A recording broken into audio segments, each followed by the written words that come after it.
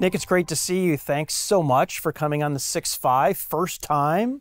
Thank you. Good to be here, Patrick. Absolutely, yeah, I appreciate, and we're continuing this conversation talking about, first of all, holistically in the market, what clients are looking for in terms of the future of computing, where hybrid cloud comes into that. And hey, we're really lucky today because you run research for distributed cloud, AI, data, everything. So thank you so much. It's great to be here with both of you. Thank you. Yeah. Thanks for having me. You didn't use the E word, the edge, but yeah, Nick, reading your bio, first timer on the 6-5, super excited to have you here. You're covering a lot of ground, and I think as we sort of tell this future of compute story, you really can't tell that without talking a lot about what's going on in the distributed cloud and like I said, the E edge.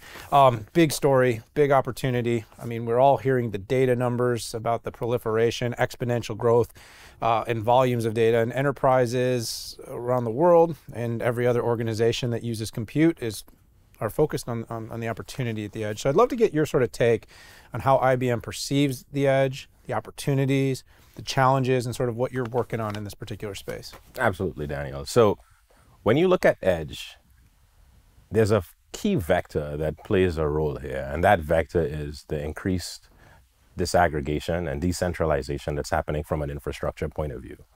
The emergence of cloud sort of suggested, when you go back to 2006, customers would move their workloads from their data centers to cloud, and those cloud data centers would be in specific locations. As time went by, you had the emergence of more providers like Ridge, like Cloudflare.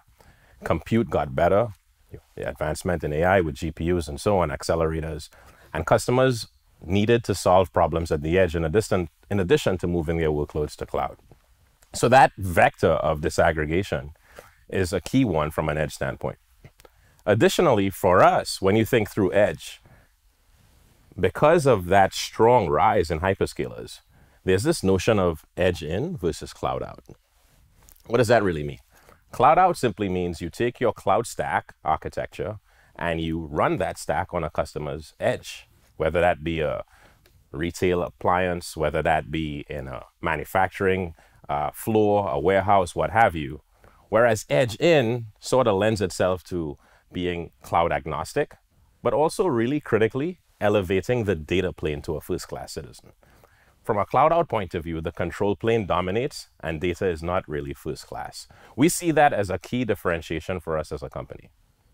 So the industry has had a lot of changes over the last 30 years. And one of the biggest ones, interestingly enough, even though it's maybe 25% of the data moved from the on-prem data center to the public cloud. And there were a ton of lessons learned there, right? It's been 10 years, maybe it's glass half full where you would have expected more to be there if it were so easy. But there are some things keeping that from happening, but IT has learned a lot. What are some of the lessons going from on-prem data center, colo data center to the edge that you're seeing? Good lessons of how to do it and maybe some things to stay away from. Yeah, fantastic question. So, and when you go back to that original trend that you highlight, data privacy, obviously compliance and regulatory issues as it relates to different geographies, obviously all played a role. And then the value prop that many companies thought they would be gaining by moving their workloads to cloud, namely to enhance developer opportunities, to grow new business, and certainly to reduce technical debt, some of those didn't actually pan out. But really what still matters at the end of the day to an enterprise, to a CISO, to a CIO, to a CTO, the same factors rear their beautiful head. Security, software delivery lifecycle, and overall manageability of that portfolio. These things continue to be relevant from an edge standpoint. And we see that to be true as we look at the various enterprise clients with whom we work as it relates to the innovation we're building for edge computing. Interesting. So IBM has clearly put kind of an all-in approach on a platform that has, basically common platform for your distributed infrastructure. That was a mouthful, but I got it. How does this provide an advantage? Because this is one of the things I think a lot about, and I do have an answer for it, but I'm gonna let Nick answer this. Talk about why you've gone down that route, the advantage it creates, and kind of the challenges as companies are trying to move in this direction if they don't use that common platform. Yeah, fantastic. So the platform weighs into what architecture you ultimately are adopting from an enterprise standpoint as you go on that journey. At the heart of this all, you're trying to solve some sort of challenge that grows your business, right? Whether that be from a savings standpoint, from a revenue standpoint, that's really what an enterprise is aiming to address. Our platform, based on OpenShift and various extensions of that as it relates to footprint and location, so single node OpenShift, microshift, etc., running on a range of infrastructure, gives customers that flexibility as it relates to running their workloads on the edge to solve problems in quality control, for example, retail ordering. You might have seen IBM's recent acquisition in the quick service restaurant space with McDonald's. All of these are critical. These types of workloads, whether it be in the case of quick service restaurants as far as natural language processing for order taking, whether it be for visual inspection, for quality control in manufacturing, or a range of other applications, when anchored on that platform, right, the various versions of Red Hat's platform that I mentioned, microshift, single node OpenShift, and full-blown OpenShift, gives you an architecture with data and AI capabilities that we're building for what? Scalability. That ultimately becomes the challenge that you face moving from a proof of concept to getting into full-blown production. So we talked a little bit of the green room about, hey, this edge thing is new. Well, okay, well, we've had compute on the edge for a long time. What changed? And I think we can agree that, first of all, there's a whole lot more data being electronically captured on the edge versus maybe paper tallying, doing cycle counts. It's automatic when somebody takes a loaf of bread off the shelf at a grocery store.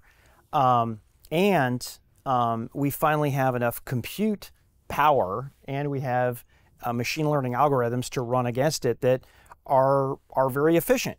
But listen, we've talked a lot about the infrastructure, but I think I'd really love to hear about the data, and I want to hear about how IBM is leveraging AI, machine learning, and even, let's say, a distributed data fabric to make all of this easier and more effective. Fantastic question. So, and I touched on this briefly a second ago leading into this question. When you solve a problem initially and you demonstrate feasibility, it gives you an idea of how practical that can be as far as addressing that issue, usually with AI machine learning, whether that be NLP, whether that be computer vision, what have you. When it comes to going from that proof of concept to running that model in multiple places, running many more models scaled by orders of magnitude in a variety of locations, that cannot be done with the same type of infrastructure. The anchoring platform helps, but you need an architecture that's scalable.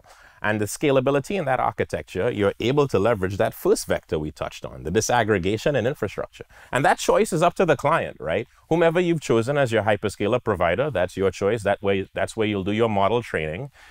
That model will then be served at a particular location, right? A retail branch, a warehouse, a manufacturing plant, etc., for some type of issue to address. And let's take the visual inspection one with manufacturing. You solve that issue, but then as you build more models, are you really going to take the point you made with all the data being generated at those locations back to the cloud? It's not practical.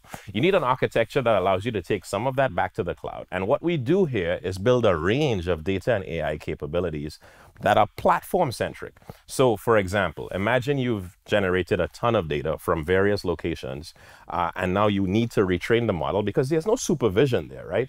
When you pull up, maybe you still do, and I don't, maybe none of us do anymore for that matter, and you order something at McDonald's and you say, I want a large fry, and they got it wrong. Well, there's a way for the model to be supervised there. But if there's a shift on the manufacturing floor, no one's supervising that. You need a way to ultimately determine if that model has drifted.